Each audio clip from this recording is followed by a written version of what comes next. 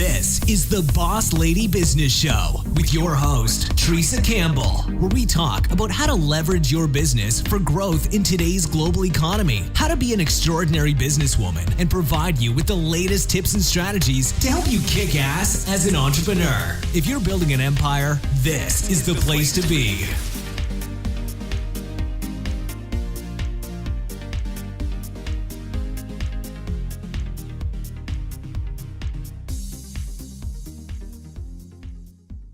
So we have one more question, and this question comes from Samantha in our group, again, Women Entrepreneurs International. Samantha asks, Theresa, I want to expand my brand to the West Coast. Do you need to market differently?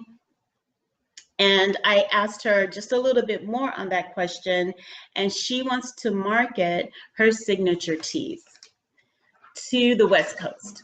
So I want to tackle that question in two ways.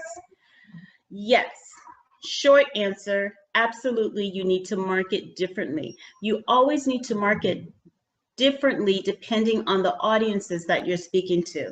And that means two things. You need to do research on the new target audience that you want to reach out to.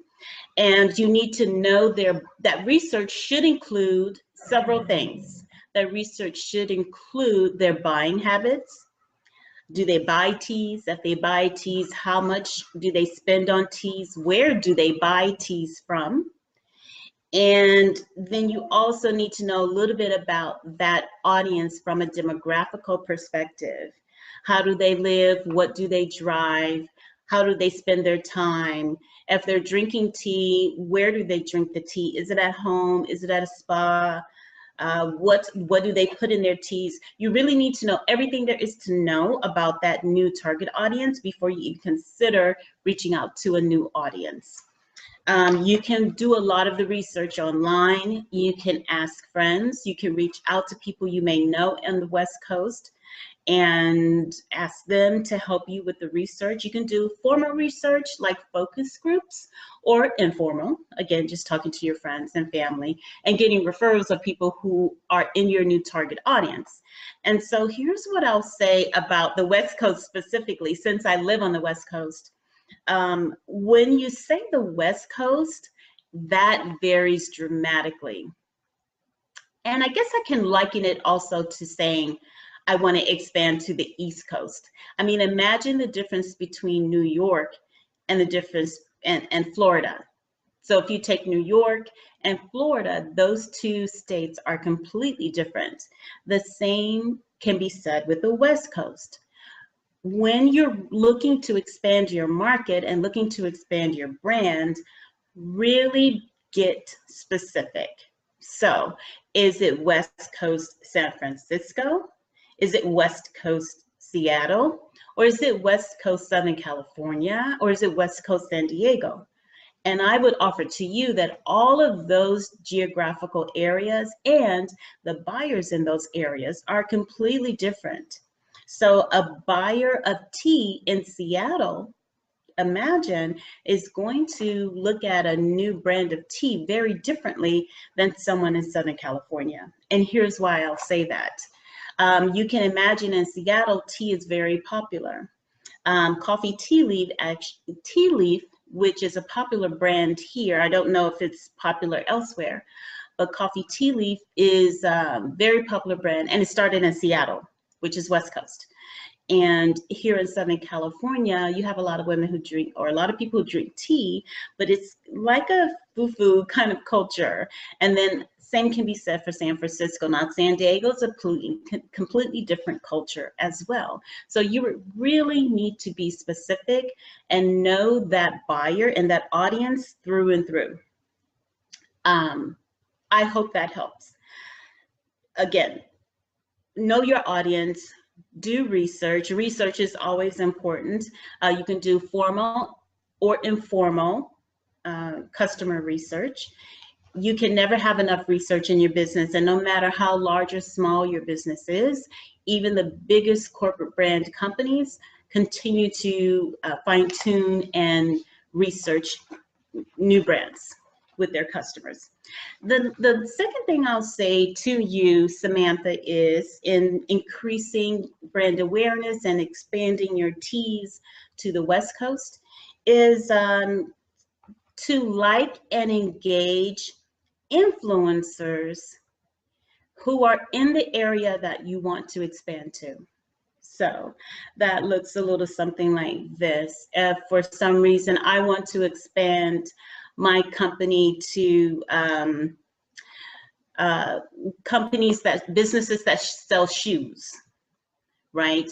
The first thing that I'm going to do is find influencers in that industry, and we call it a vertical industry, who are very popular already. So that may mean I may look for influencers in the fashion industry, and of course in the shoe industry, and maybe celebrities and or very popular personalities. You can search on Instagram, of course on Facebook, and Twitter is also very critical for places like that. And so when I say like, engage others, I mean give some kudos, give some shout outs.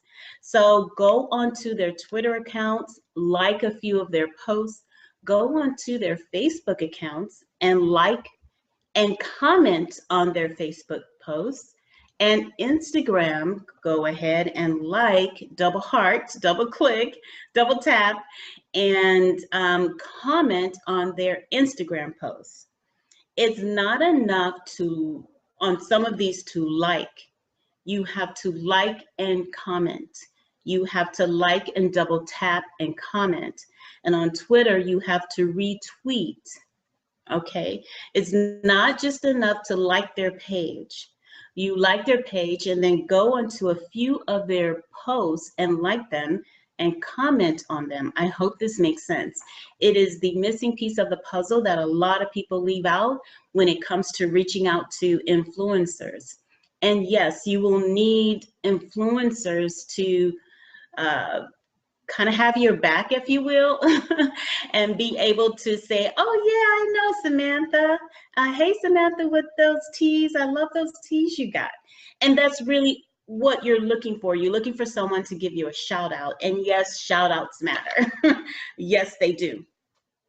And I will offer one other thing for you, Samantha, is to build authenticity and credibility in your brand.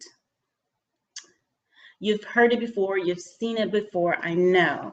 And I'm going to give you a few ways in which you can do that. Basically, building authenticity and building credibility is being transparent. And there are 3 types of transparency that looks a little something like this. So level 1 of transparency means that I don't know, I like to, when I put on makeup, okay? I have a clean face and then I put on my makeup. Level, and that's personal, right? Level 2 transparency, I show you my process of how I do my business. Maybe I show you how I build a website, or I show you how I create a social media graphic, or I show you how I build brand awareness, or I show you how I email, you know, influencers. That's level 2. Level 3 is showing you how I emailed, showing you how I increased brand awareness, and telling you what worked, what didn't work, and the result of those efforts. Meaning, I used this email process worked, process B didn't work, process A worked, and I was able to get a new client at $20,000 as a result of that email. That's full transparency, really letting your audience behind the curtain and showing them what it means to operate your business. So here I will offer some tips. So let readers understand who you are, what you stand for, and let them know what you won't stand for.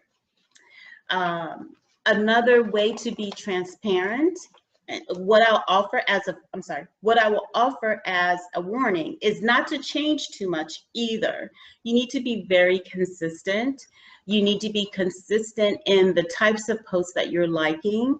Don't really go into a lot of contemporary news, especially if you're trying to increase your brand awareness for a new product. Okay, make sure your content reflects the new brand that you're trying to introduce. Okay, make sure your content is specific to the brand that you're trying to introduce. So if you're trying to, say, for instance, introduce a raspberry tea, and that raspberry tea helps you lose water weight, then maybe you want to have your content and whatever you're posting and all of your emails pertain to losing water weight, being healthy, the benefits of raspberry. You show images with raspberries in them. You actually use the color red more. Okay, so you have to infuse every senses that we have with this new brand that you want to introduce, meaning sight, hearing, the way we speak, sound, and what we touch. So you want to make sure that your new audience is infused with all of their senses with this new brand that you're trying to create, down from your words to the visuals, to what they hear from you. You want to be saying raspberry tea. You want to be saying lose water weight, lose weight, look great for summer, all of those things. I hope this is helpful. And again, so I'm going to go back to engage others, build credibility and authenticity. There is a science to that. Decide on what level of transparency you want to provide for your audience, and then go all the way, jump off the deep end there with them. And really know your audience. Really take time. Don't just jump in before knowing who you're reaching. When you know specifically who you're reaching, you can speak to them very clearly. And when you speak exactly to them using the words that they are accustomed to hearing, guess what? You don't even have to push your product on them. They will come right to you. You know what I mean? You're using the words that they are accustomed to hearing. They like your pricing. They know about tea. They do really understand also that you've done some research on them. Why? Because you're speaking to them. It sounds familiar to them. Specifically, I'll give you one more tip. You can actually post on your Facebook page and say, hey guys, I'm looking to introduce a new brand of tea in Seattle. What type of teas do you drink there? Ask the question. That's a way of being transparent. That's a way of increasing your credibility and your authenticity. And when you do that, people love giving feedback. I mean, everybody has an opinion on everything. So the more you ask questions, the better. Never stop asking. This is to everybody listening and watching.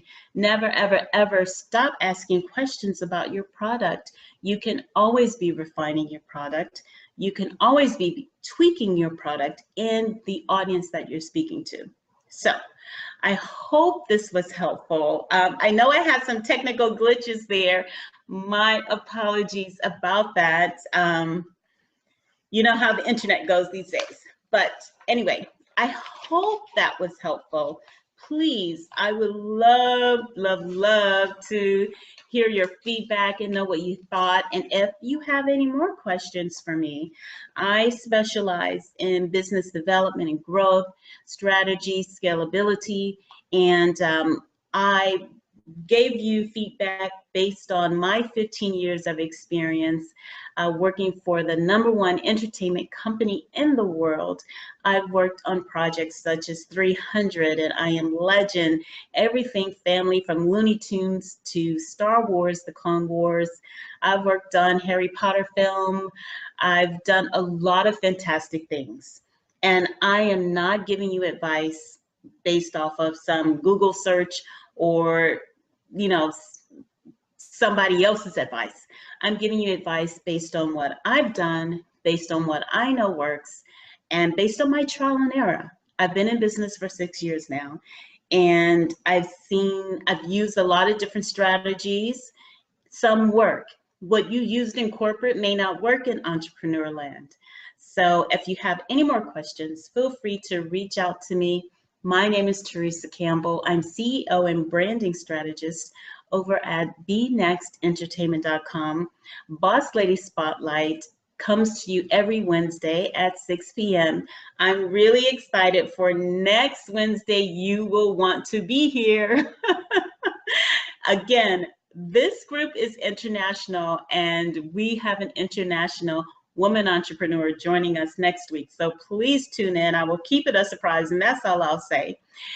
And I'll leave you with this. Success doesn't come to you. Success is not easy. It is not for those who are weak. It is not for those who cry at night and never find a solution. Success is not for the weak.